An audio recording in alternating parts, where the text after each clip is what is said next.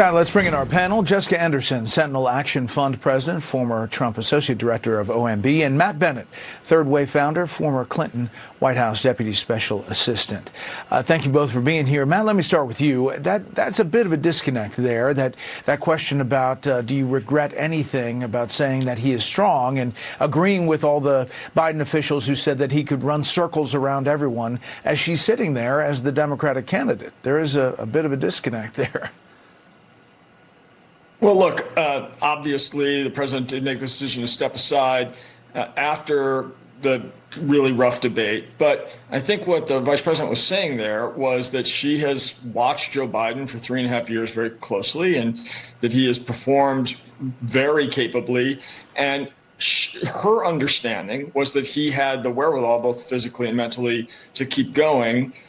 It was a close call. The president took a long time, as we know, several weeks after the debate to make that decision. There were a bunch of people around him that thought that he should stay in the race. So this wasn't, an easy decision for anybody. And look, only the president, his family, his doctors can really tell you whether he had what it takes to keep performing the job for another 4 years. It is clear he can do the job for at least another 6 months. And I think that's what she was referring to. The New York Times, Jessica, headline, how Biden's Senate allies helped push him from the race. The president's allies in the chamber he so revered feared he would drag them down and spoil his own legacy, and played more assertive role than was previously known to in his stepping aside.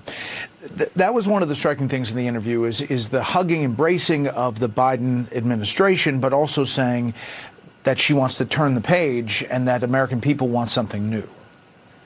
Yeah, Bret, I think it was actually incredibly confusing, the entire interview, from the tone to the setup to the questions that were asked without any sort of follow-up. But on this point in particular, I think what we actually saw was Harris doubling down on Biden's record. But with that comes accountability for her. She has played a heavy hand the last 3.5 years and is actually now accountable to the American people for Bidenomics, for the 39% increase in housing prices, for a failed foreign policy, which has, much of Europe and the Middle East at the brink of war, and for a border that today, even though she says she would enforce the rule of law, today they are not enforcing the rule of law, and she is supposed to be in charge of the border and keeping it safe and secure for America. So the flip-flopping was confusing. It reveals a lack of trust, but I also think it shows the ineptness of this entire campaign in putting her forward. Matt, this is a close race, and there's no doubt about it that this momentum that has come out of the DNC is real.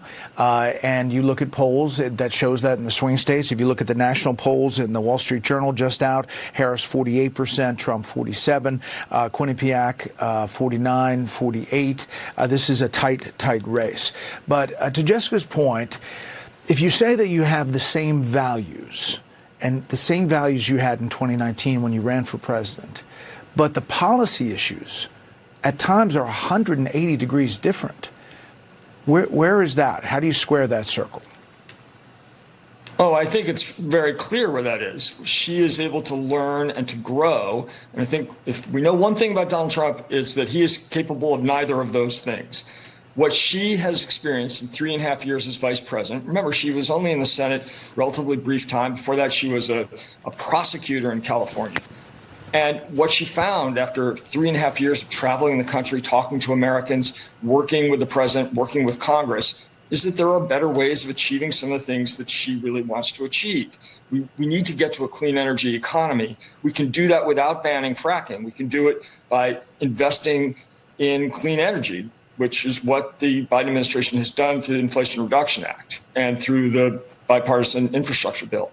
So, as she said last night, the ends that she's seeking haven't changed. The means definitely have, because she's learned a lot and circumstances have changed, and we're in a closely divided country with a divided Congress. Mm-hmm. So I think it's perfectly explicable. But I will say that the fact that she hasn't changed her principles makes her, I think, a much better leader. If you look at somebody like J.D. Vance, who has tossed aside principles that he had for his whole life to join the ticket with Donald Trump, I think that's a very different situation. There's a long list of changes here, Matt, so she hasn't really explained all of them. She had a chance to explain some of them. Jessica, Matt, we appreciate it. Thanks.